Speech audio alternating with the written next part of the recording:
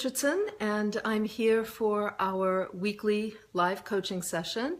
Here a little bit earlier than usual. Usually I've been doing it at Tuesdays at 6 o'clock Eastern, but I've got to go out after this, and I thought it would be nice to be able to let some of our friends from other parts of the world be able to join us live. But remember, you can always watch this afterwards right on Facebook or even at my YouTube channel, Cheryl Richardson TV. If you look up Cheryl Richardson TV, you'll find it.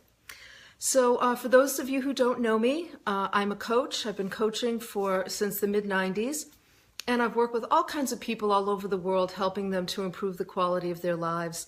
I've written several books, including Take Time for Your Life and Life Makeovers and The Art of Extreme Self-Care, and I have a new book coming out in December called Waking Up in Winter, in search of what really matters at midlife, and it's a journal that shows you, the reader, or takes you sort of on a journey through a particular period in my life where there was a lot of change happening.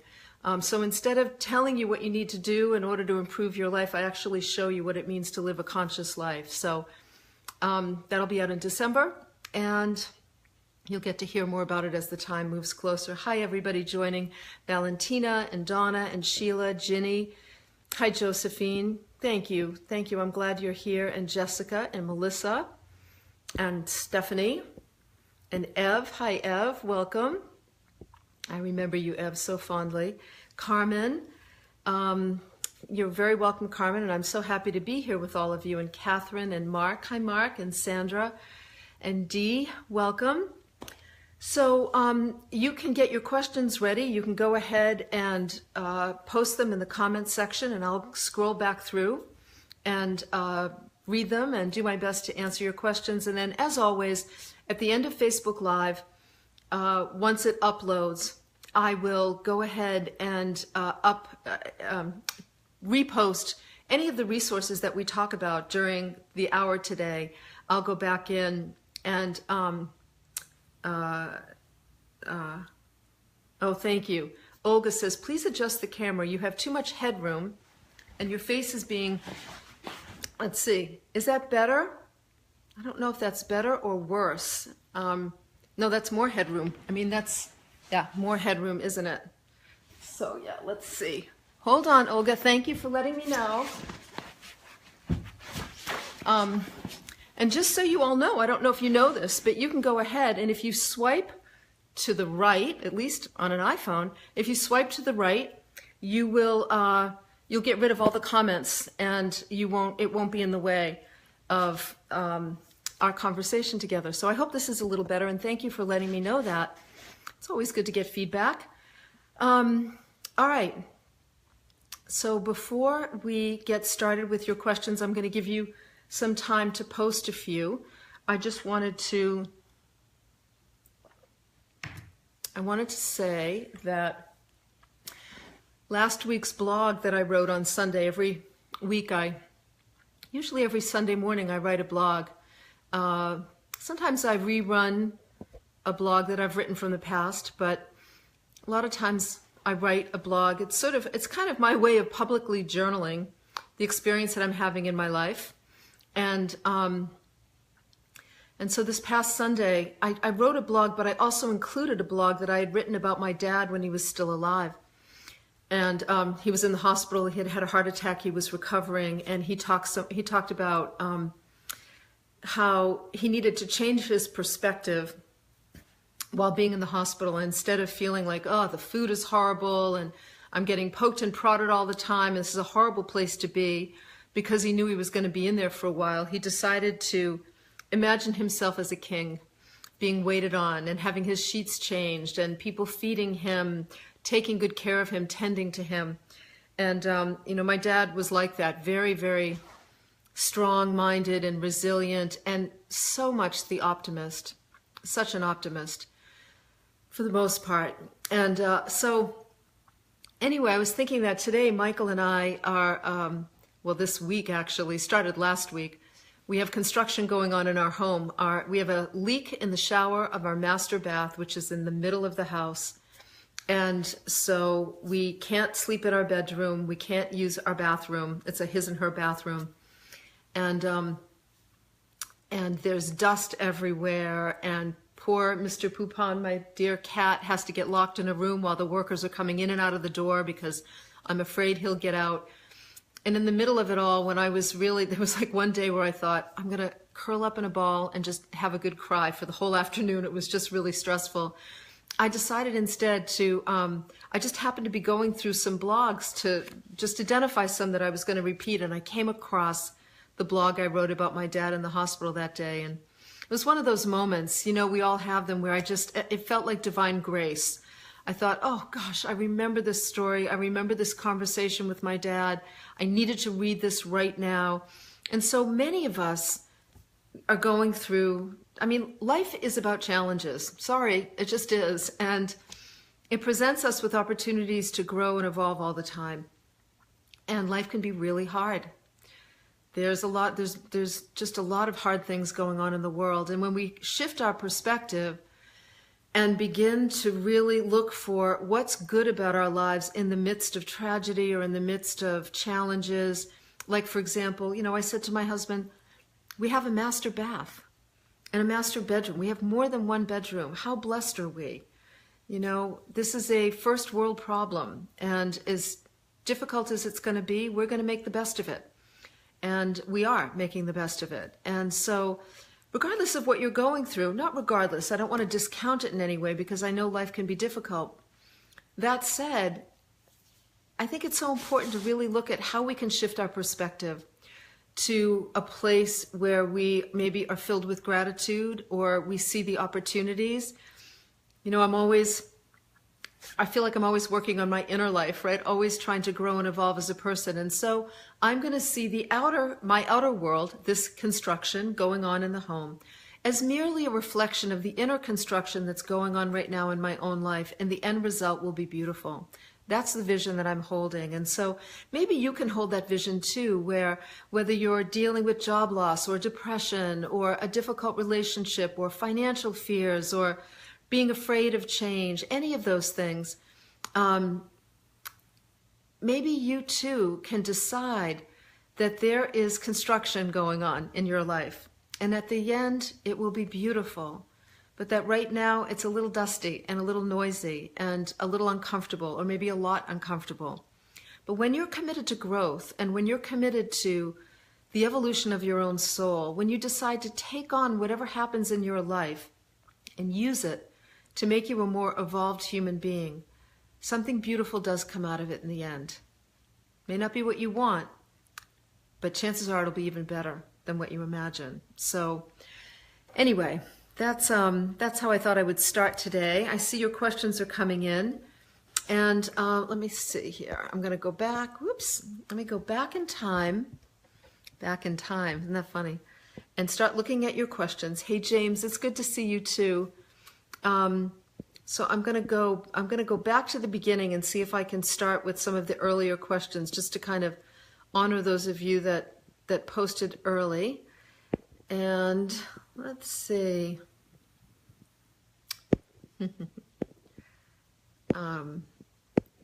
Okay. Question. So Jessica says, I'm trying to teach myself how to enjoy time alone out in public. Every time I make an effort, I get anxious and don't end up going out on my own. How do I learn to enjoy my own company? I really want to be able to do things with just myself and not feel weird about it. Well, Jessica, how about if you do some things by yourself and let yourself feel weird about it? Imagine that. We know from the tapping therapies that anything we resist energetically, I don't want to feel weird, I don't want to feel uncomfortable, I don't like feeling self-conscious, I'm afraid people are going to look at me, so I'm not going to do that. I don't want to feel this way. Any of us, the minute you hear yourself saying, I don't want to feel this way, you're actually giving more power to the thing you don't want to feel. So the real question, Jessica, is how can I love myself even though I feel weird going out in public by myself? Imagine that. How can I be with myself? How can I support myself through the weirdness? You know, I remember going the very first time I ever went to the movies by myself or went out and had dinner alone. by myself. I remember I felt really awkward, and Jessica, I probably felt awkward for 95% of the time, but that wasn't the point. The point wasn't to go and feel good. The point was to go and practice being in relationship with myself and sitting through the discomfort so that I could get to the peace on the other side.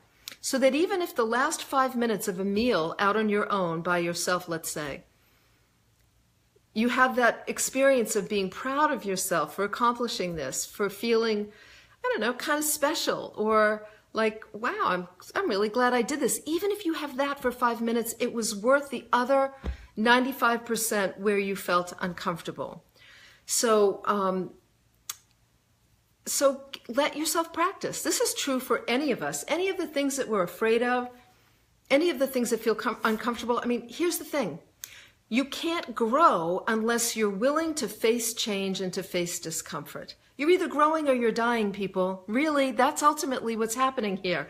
We're either moving forward, growing and evolving, or we are just becoming stagnant and becoming depleted energetically. So, Jessica, the way you learn to enjoy your own company is to go out and do uncomfortable things with yourself and be able to hang in there through it. So the goal is to pick something you're going to do it, go out and do it, be there from beginning to end, regardless of how you feel. And the whole time you might say to yourself, even if this feels uncomfortable, I love myself anyway. Even if I feel like a weirdo, I love myself anyway.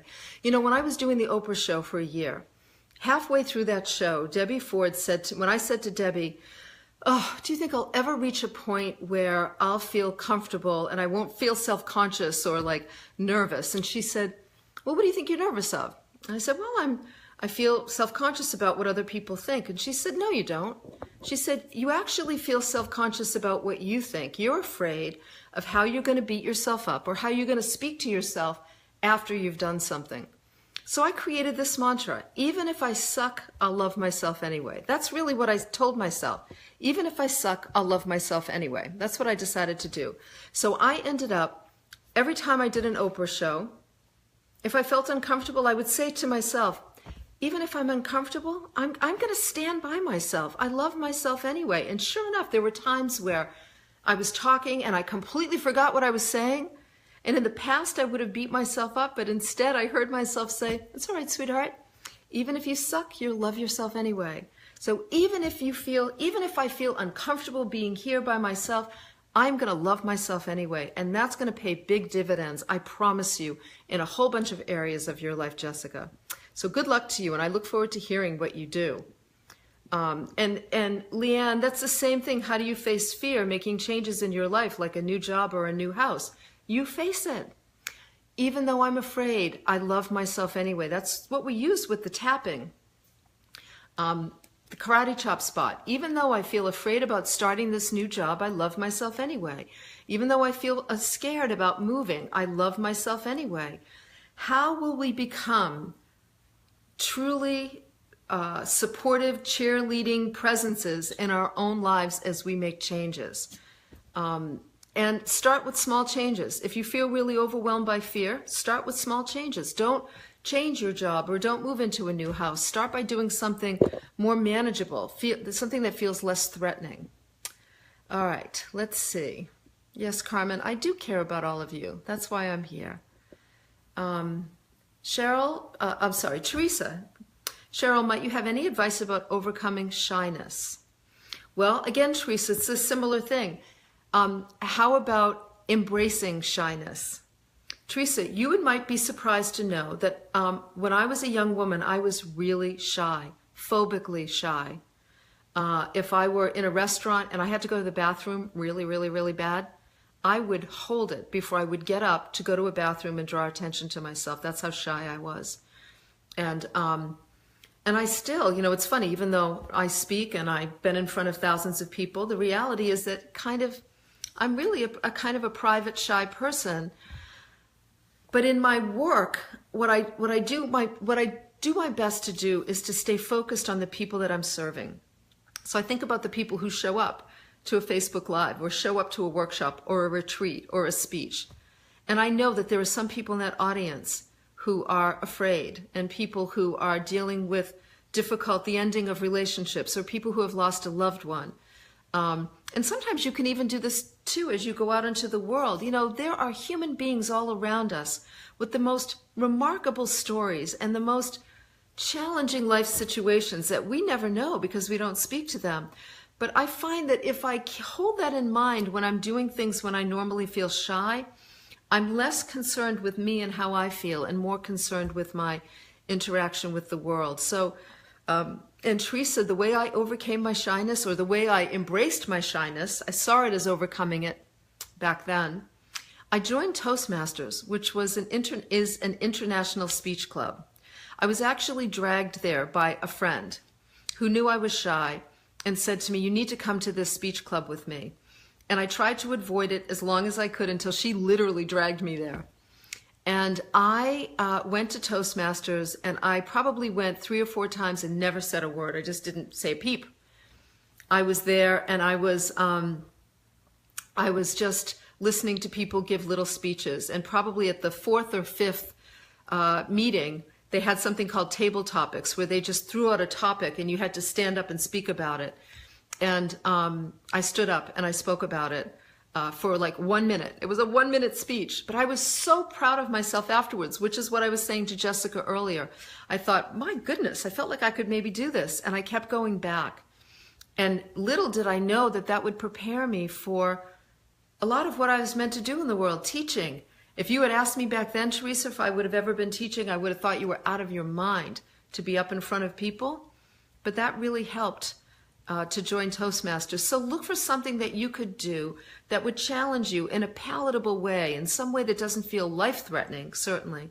And just practice one small step at a time. All right, Phyllis, I love you too. And Ev, your dad was an optimist as well. Yeah, my dad was such an optimist. Terry says, how do you stay motivated to make changes? It's fairly easy for me to start, but not to continue. Well, one of the things you want to ask yourself is, what are the changes you're making? And why are you making them? What's the motivation behind them? And so that would be good for me to know, Terry. And then making a list. Like, I've done this before where I've wanted to make changes in my life. And so I make a list of all of the reasons why I want to make a specific change. Like, for example, I did this years ago when I decided I really wanted to get fit and healthy. I made a list of probably 20 things, 20 ways my life would change as a result of getting fit and healthy. And I didn't just make the list in my journal.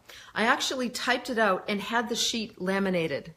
And I kept it nearby. And every morning and every night I would read through the list. And it helped me, Terry, to really stay connected to why I was making the change in the first place and all of the ways that I would benefit as a result of making that change. So that's something you can try, a little tip that might be helpful. And every time you find yourself starting to you know, if your motivation is waxing or waning, you want to take a look at the list.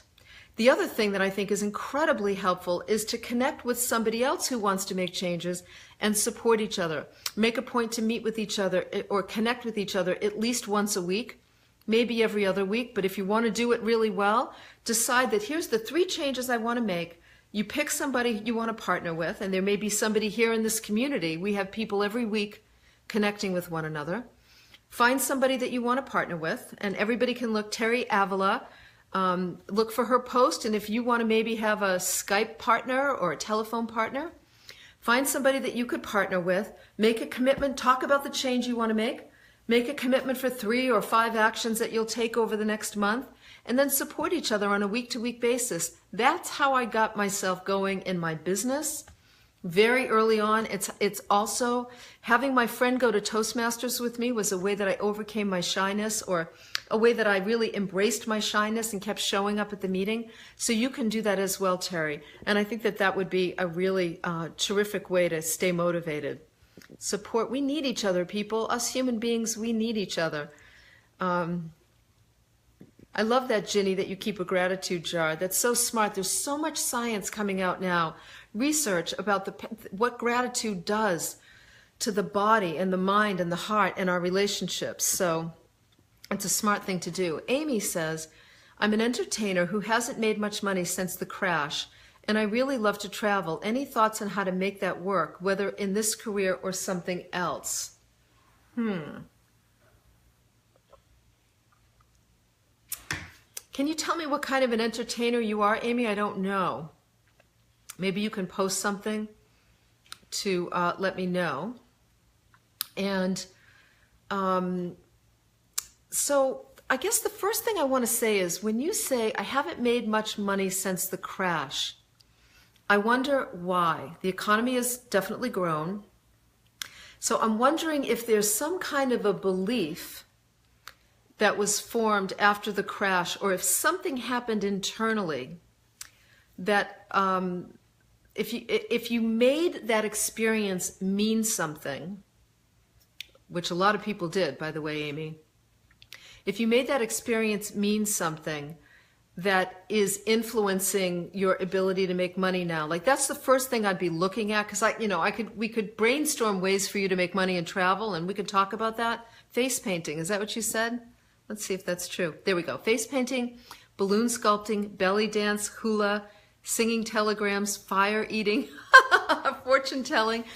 Okay, Amy, stop eating fire. Okay, I think it's a little risky. I'm sure you know how to do it well. All right, so great. Thank you for posting this. So you know what I think? I think, Amy, that one of the things so just based on what you said right there, one of the things I'd want to be looking at is there a way for you to sort of, okay, so you're saying, yeah, that you're right, there's not much of that anymore. Well, I don't know. I've seen that around, so I would challenge that belief. But my question is, if you and I were working together, I would say, okay, tell me what you love doing the most. And is there a way for you to hone in on one or two particular ways of entertaining? So rather than offer this menu, I mean, it sounds like, you could do parties for kids or adults or events and stuff like that. But, I always like connecting two things. Okay, first of all, Amy, I would get a job. I would get a job so that you don't have to worry about using your entertaining as a source of income right now, because it's going to be tied to the next part. So any artist, including myself, when I was starting writing or when I was starting coaching even, I needed to work full-time in the beginning, and then I slowly went from full-time to three-quarter time to half-time to a quarter time, and then eventually was able to stop working and have, since I had built a successful referral-generated business. It took me 2 years to do that. So, Amy, getting a job to support your artistic expression, and that's how you want to think about it, is the first thing to do. Because it sucks to try and grow a business when you are struggling financially. It just sucks. And so if you could get a job, even if it's a part-time job, that provides you with a consistent source of income so that you can take the pressure off, then I would say to you, the next part is, what do you really love doing as an entertainer? First of all, do you still love doing it? Secondly, what part of entertaining do you really love? And how can you just pick one or two things and one or two specific creative expressions and use those in a different way? So here's what I would do. I also did this early in my career. I would invite 4 friends or 4 people friends, coworkers, whatever. I would invite them to a potluck dinner, and I would ask each of them to bring a friend, somebody you don't know. And I would create a brainstorming session. And during that brainstorming session, I would ask people, I would just simply put it out there. Here's the 2 things I love to do, the 2 ways that I love to entertain people, to make them feel happy and to make them laugh or smile, or to just feel lightness in their being.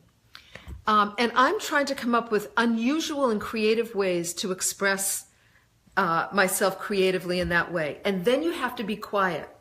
You can't discuss anybody's ideas. You just say to them, I'm going to give you the next 20 minutes to just throw out any idea. And whatever they say, even if there's silence, you just breathe and wait. Write down everything they say over and over and over, anything. And keep waiting through the silence. Don't debate anything. Don't go, yeah, but that won't work. Or, oh, I tried that. Zippity-doo-dah. You don't say a word. You just let them brainstorm for you. After about 15 or 20 minutes, then you can say, all right, now tell me outrageously crazy ways for me to express myself with these talents. And then see what they have to say. And again, everything's up for grabs. Every single thing they say, you want to write down.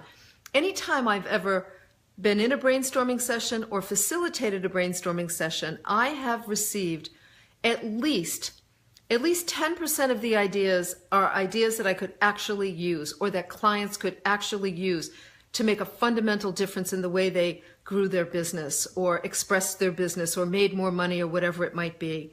So that's what I would recommend you do, Amy. But first and foremost, got to get a day job, got to make sure you have a consistent source of income coming in. I say it all the time on Facebook. People smell desperation. We don't present ourselves in the best possible way when we're desperate or when we're anxious. So you really want to do yourself a favor and make sure that you have money coming in so that you can feel more empowered when you're talking about who you are and what you do.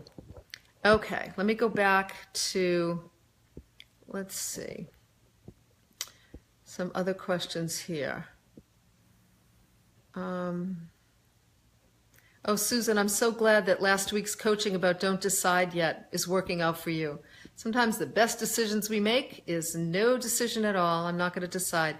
James, let's see. Hi, James.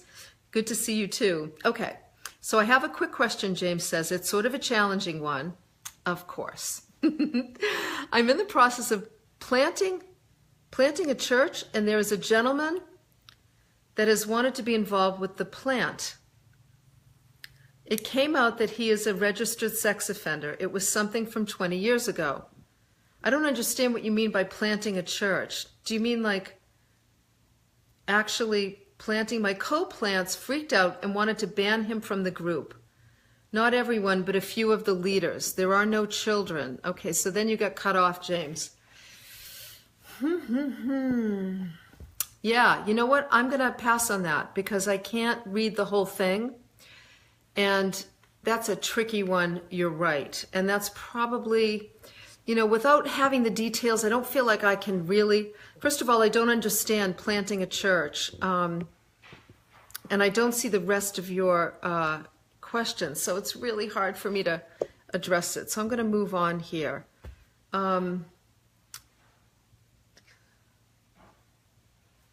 Okay, let's see. Keeping going.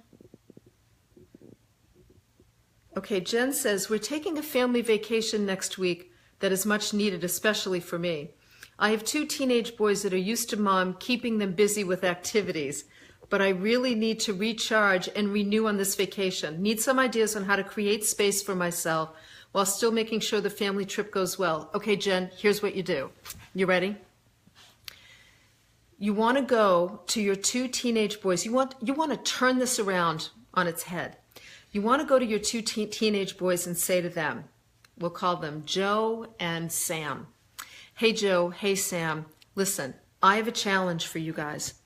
I am really, really tired, and I need our vacation to really help me to relax, to feel recharged, rejuvenated.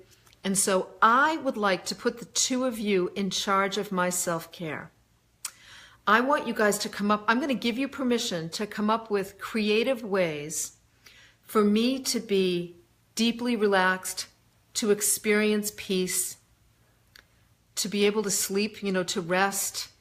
I don't know if their dad is with them or if a partner's with them, Jen, but if they are, I would say I need you and your dad or, my partner to get together and brainstorm some ideas.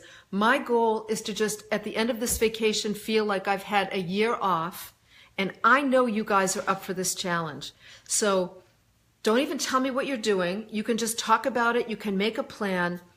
And then when we get there, I promise to begin to implement some of what you're doing. And I'll be very curious to hear what you come up with. And let's see what happens, Jen. Now, this is going to mean that even if there's some things they recommend that you really don't, your first reaction is, ugh, I don't want to do that. I would do it anyway. Really put them in charge. They're teenagers. I don't know exactly how old they are. They don't have to be in charge of the whole vacation, but you are inviting them to be creative. And so as a result, I think you might find, they might even say to you, Mom, for 3 days, we're not even going to talk to you. Like, we've made a decision. And you could even say to them, you could even plant a few seeds. You could even say to them, even if it's like a whole afternoon, I have to have tape across my mouth, or I have to have a little sign that says, I'm in silence for the afternoon. Do you know, Deepak Chopra used to do that long before anybody knew who Deepak was. He used to be here in Massachusetts. He was one of the doctors at a retreat center here, not far from me. And people would come who were very sick and wanted, were getting different Ayurvedic treatments for their illnesses. And one of the things Deepak used to do is make some people wear a little sign that said, in silence. And it meant for the whole week, they couldn't speak and nobody would speak to them. So you could even plant that as an idea or an example of what they could do. And it'd be really fun to hear what happens, Jen, as a result of that. Be brave, too. Take on some of their advice. All right, let's see. Here we go. Just scrolling through your questions. Sheila says, could you talk about aging? I'm having a hard time dealing with it. I wonder in what way, Sheila. First of all, I would read Chris Northrup's book, Goddesses Never Age. I think that's the name of it. Let me write that down. Goddesses Never Age. Chris is just such a wonderful, what would I call her? Just a beautiful role model for finding joy in aging. So I'll include her book in the resource section when we're done. I also think that I think it's important to pay attention to how you talk to yourself about aging. I've been blessed with some friends who were older than I was, 8 or 9 or 10 years older than I was, who always spoke about aging in a really positive way. I really appreciate aging. I feel like my life has gotten better and better. I think one of the big things that we can do to support ourselves with aging is to make sure that we take good care of our bodies. Let me give you an example, Sheila. About a month and a half ago, maybe a month ago, Michael and I had food allergy testing done. And I discovered that there were some things that we were sensitive to, not like formally allergic, but sensitive to. And one of them was yeast. And so I've had to be away from anything that has yeast in it for 6 weeks minimum. And Sheila, I was shocked. Now I have arthritis in my fingers. I have had it for quite some time. And this finger here, I haven't been able to put a ring on in years. And in 4 weeks of being on this this new diet, this restrictive diet, not easy, but I just was ready for it. I actually put a ring on my finger for the first time, and it really taught me about inflammation. It taught me about energy. I mean, food is medicine. So, let me see. Sorry, my phone is trying to update for some reason. So Sheila, moving your body every day and really paying attention to what you eat, the better you feel, the more you'll celebrate aging. I promise you that. So the worse we feel, the more we start, remember, the mind doesn't just speak to the body speaks to the mind. As a matter of fact, the body memorizes our thinking patterns and plays them out all the time. So we all know that if we think stressful thoughts, we'll feel stress in the body. If we think healthy thoughts, we'll feel better. So when the body doesn't feel good, if it feels sluggish, if it feels tired, if you're not fueling it properly, if your body isn't well rested, for example, then chances are what you're going to start saying to yourself is, oh, I'm getting older, I don't have any energy. Like, pay attention, become aware. Awareness in and of itself is incredibly helpful. Notice how you talk to yourself about aging.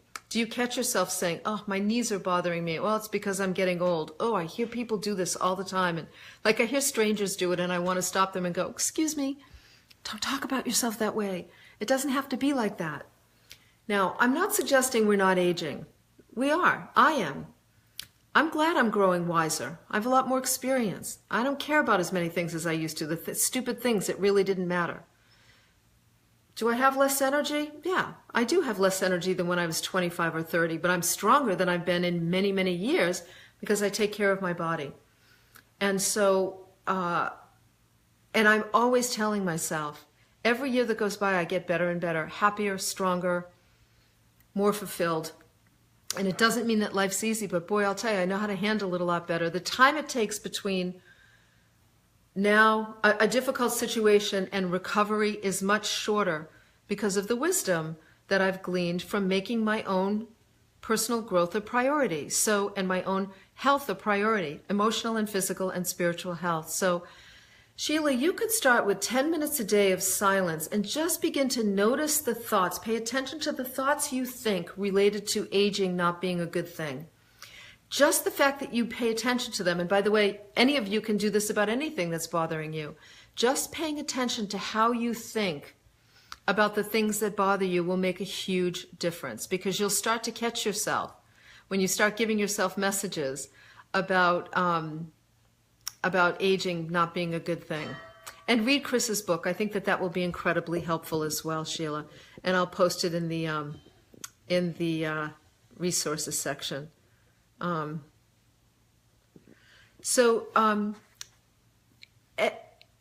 don't know if I'm saying this right. Evgenia, hi Cheryl.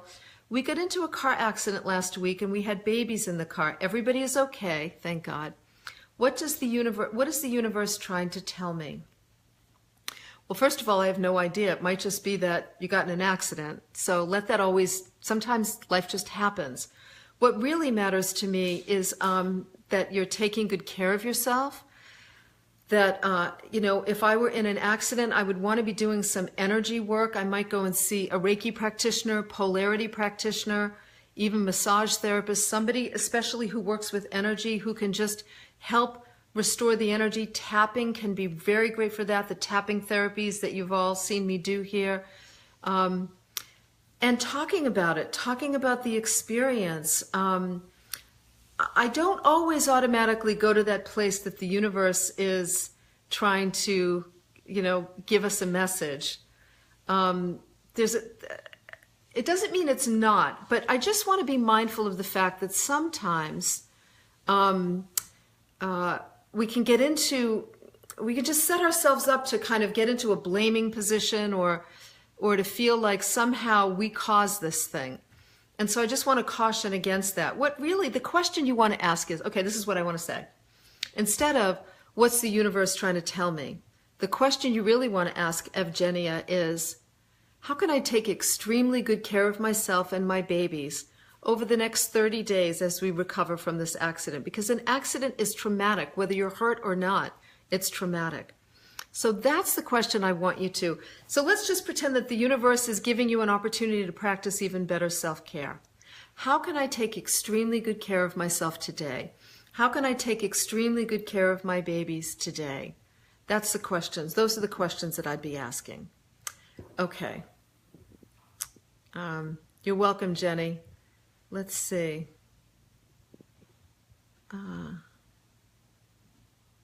Jean says, Cheryl, how do I increase my confidence in teaching my students in college that just seem so uninterested in my lectures? Oh, Jean, tell me you're teaching calculus. Are you? I wonder what you're teaching. Regardless of what you're teaching, here's what you do. First of all, my heart goes out to you. It's a tough audience. It is. And the way you capture any audience is by telling stories rather than telling stories or sprinkling in stories in between the information that you're sharing. So Jean, here's what I would challenge you to do. I would challenge you to become a little more personal. Wait a minute, let's see. Are you teaching psychology? Oh, well, honey, there you go. I want you to be brave enough to, if you don't do this already, to share more stories about yourself and your experience. What was it like for you to be a student when you were studying whatever it is you're teaching? Are there stories from when you were a student that might be helpful to them today? when I shifted my teaching style from being a teacher talking at people, delivering information that I felt they needed to know in order to improve their lives, not that there's anything wrong with that, but when I shifted from that to telling stories that delivered the information that I wanted to share with people, but in a very sometimes funny, entertaining way, touching way. I was always looking for stories. So Ken Blanchard, who wrote, what was it, The 1 Minute Manager? You know, he's just a sweetheart. And years ago, Ken and I were speaking at a conference together. And I watched him from the back of the room. He went on before me. And his whole speech, 90 minutes from beginning to end, was a series of stories that underscored the message that he was trying to deliver. And I'll tell you, I was blown away and I learned a lot and I remembered what I learned. And that's the thing, Jean. People remember stories far, far better than they remember information.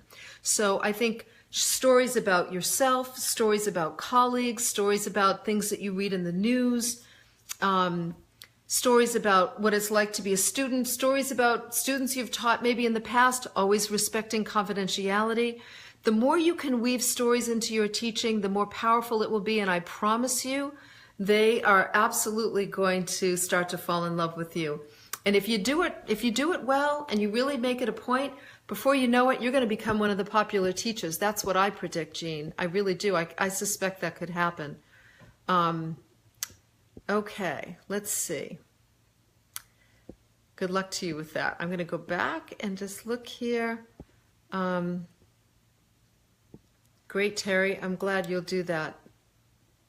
Okay.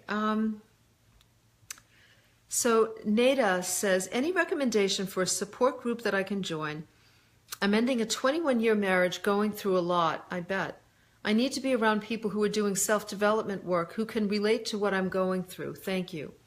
Well, Nada, I would, first of all, I'm so sorry that your marriage is ending. I can't think of, there's so few things that are more difficult than ending significant relationships. They're just really, really hard. And so I certainly would encourage you to consider some good therapy during this time. I think it's really helpful to have that kind of wise and professional support, and also to be able to reverse engineer your marriage and figure out why things happened the way they did and how you can really grow and use this to your advantage as you move forward in your life. The other thing I would do is you could check with your doctor. I would look for divorce support groups. So you can Google divorce support groups in your area. You can check with, I don't know where you are, if you're in the United States or in a different country, but in the States, a lot of hospitals have women's health centers, and or they're associated with women's health centers. And so they often will have great resources for people going through grief and loss and divorce. There are divorce support groups, and certainly, you know, if there are people here in this community that are currently going through a divorce and might want to connect via Zoom or connect on a conference call, Neda Nofal, let me see if I've got that right, Neda Nofal, it's right here. You can reply to her comment and connect with her in that way. And good therapists might be able to recommend divorce support groups. At the very least, you might be able to go to find like an Al-Anon group. I mean, those groups are really for people who are dealing with alcoholism in their families, but there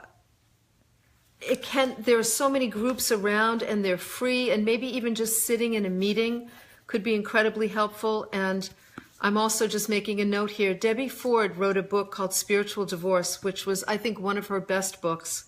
I think all of her books are great. But I really love Spiritual Divorce, and I recommend it a lot. And Nada, I would recommend that you get yourself a copy of that book, and I will I'll put it in the resource section. I think that could be helpful as well. And it looks like some people are posting resources, so be sure to read through the comments here. It's good for all of you. We always have people who post resources. Kathy and Lee are usually here doing that. So if you all could maybe post some resources as a reply to Nada's comment, that would be great. And you'll probably get some good help as well. Thank you, everybody, for doing that, too. Yeah, Jen, great. So your boys are 13 and 15, and your husband is going. Give them all, yeah, she's going to make her own in silence sign. I think that's a good idea. You know, you could challenge them to come up with some ideas that don't involve you moving your body or speaking. I can't wait to hear what happens. Will you make sure you come back and let us know? That would be great. Okay, let's see. I'm just scrolling through. We've got a few more minutes. I have to end a little early today. Oh yeah, Joanne, thank you. That's right. Hay House just announced today that the Goddesses Never Age book is free. It's a free giveaway. Let me see if I can find a link to that. If somebody hasn't already here. A free giveaway of that book. I'm going to see if I can find the link to it, and I'll put it in the resource section for you. Thank you, Joanne, for letting me know that. I saw that this morning, and I completely forgot about it. Stephanie wants to know, where would I go for food allergy testing? I went to a naturopath, and she's a naturopath and a chef. So she not only cooks for people, but she first helps them to discover what they can and can't eat, and then crafts food choices and meals around what they can and can't eat. How awesome is that? What a great idea, huh? So I did a blood test where they prick your fingers, and then you have to put, you squeeze your blood into these like little circles, and they test for, I think it's like 140 different, allergens or things that you're sensitive to. And I was sensitive to mint and vanilla. Can you imagine? And I like mint. Okay. So let's see. Oh yeah, other people wanted to know about the food allergy. Yeah, some doctors, traditional doctors, can be really resistant to it, or they'll do like, you know, I don't know. I'm just, unless you're, any allergist can do it, yes. I personally just like to see functional medicine doctors, holistic physicians who treat the whole body, naturopaths who just are naturally looking at nutrition and physical and, you know, the body and homeopathy and things. I like a lot of options, people. That's what I like. I like a lot of options, and I like people who are treating the whole body. And there's there's different kinds of allergy testing. And so a good naturopath will also choose the best allergy testing for you. So, okay, let's see what else we have here for questions. Thanks, Joanne. She just posted the link to the Hay House electronic book for goddesses, Ageless Goddesses, what it says. That's awesome. Thanks, Joanne. And so you all can find it there. Yeah, see, Adrienne says she remembers the story I told about my husband asking me to make him a list of things I wanted him to do, and that it stayed with her. That's what I mean about stories. They stay with us, and we use them as we go along. Susan, are you serious? Susan says stories, but what if you do teach calculus? Well, then you're going to have to get really creative, but I guarantee you, I would be looking for, you know, the first thing that comes to mind about calculus is the movie with Matt Damon. What was it? And Robin Williams. Remember the movie, that great movie? I can't remember. I can remember. So I have to tell myself. It'll come back to me. But you know that movie where he was like a little genius? And then there was a great movie recently about, based on a true story of a young Indian boy who was a mathematic genius. Like, I'm wondering if there's ways that you could even weave in stories about some movies or Good Will Hunting. Thank you. Ooh, thank you so much. That's good. Good Will Hunting, and I forget the other one that happened recently, but the movie I saw recently, but it was a really great one also about a young Indian boy who left India and came to came to America to one of the big, was it America or was it one of the Cambridge University or something like that? Somebody will know what I'm talking about. It was another awesome movie. And Susan, you might be able to use things like that. And, listen, I'm pretty impressed. If you teach calculus, algebra, I loved. Calculus, I don't think so. So God bless you. Okay. Let's see. Okay, where are we here? One more question, I think, and then I'll need to just wrap it up. Thanks, James, for posting that too. Wow,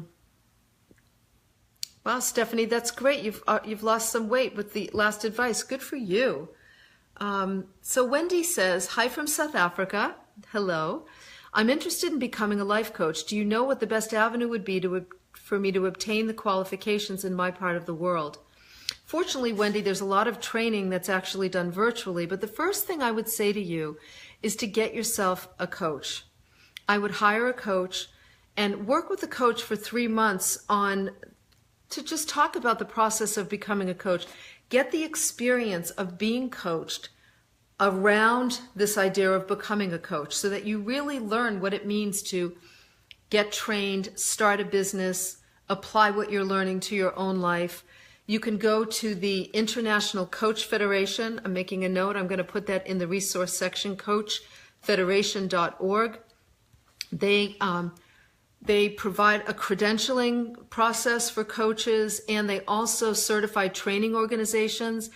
I would look at the different training organizations, and any of the ones that offer any sort of free virtual classes to learn about their training. I would take as many as you can from a wide variety of schools so that you can really find out which one feels right for you. And that will give you great resources in terms of where you'll be able to maybe get some training virtually. I personally think that also training in person can be helpful, so maybe a combination of both would be good. But first, you want to get coached so that you can really explore what it means to become a coach and to build a business, because it is a business. I mean, you're going to need to build a business over time. And too many people get involved in becoming a coach because they like the content that they're studying, but they're not really business people, or they're not really comfortable with marketing and and finances and developing a business. And so they wind up spending a lot of money on training only to be disappointed afterwards. So that's why I want you to really explore it before you make any big financial decisions. Okay. Oh, and yeah, you know what? Lisa Fairchild says, Debbie Ford's Spiritual Divorce book is really good. I did it as a book club format with others going through divorce. Wow, that's a great idea, Lisa. A really great idea. That also reminds me, if you go to debbieford.com, I'm going to put that resource in too. You could probably also have one of Debbie Ford's trained coaches take you through the spiritual divorce process. That could be a great way to get support too. So that's terrific. Thank you very much for that, Lisa. I appreciate it. There we are. I lost you all for a second. Yeah, Goodwill Hunting. Thank you all for... Yeah, no, it wasn't Lion. It was a different movie. Okay. Do you eat a lot of fresh veggies and foods? Yeah, Margaret. So I'll finish with this. I had a holistic physician 17 years ago say to me, Cheryl, a healthy diet is really simple. Protein and produce. If you focus on protein and produce and then a little bit of grains here and there, you'll be doing okay. And you know what? He was right, Margaret. After all of the research I've done and all the different diets I've tried over the years, when in doubt, protein and lots of veggies. That's fruits and veggies. More veggies than fruit, but that's the way that we treat food as medicine, and we heal our bodies and we heal our minds and our hearts at the same time. All right, everybody, thank you so much for being with me. I always appreciate that you do. Please bear in mind, I'll put, once again, we've got the Healthcare by the Sea retreat coming up in October, where myself and 50 other women and Susan Dowdy, a wonderful nurse practitioner, will all be spending the weekend together, talking about all kinds of health-related topics and aging, regardless of what age you are, and how to just really be happy and healthy in the brain, in the heart, in the body, in the mind. And so I'll put the link to the retreat as well. But I'll look forward to being with you all next week. Remember, if you subscribe at CherylRichardson.com, you'll know exactly when the next Facebook Live would be. And you can also just look for the blue bar right above that says sign up here at Facebook, and you can sign up that way as well. All right? Thank you all for being with me. Have a great day, and I'll talk to you soon. Bye.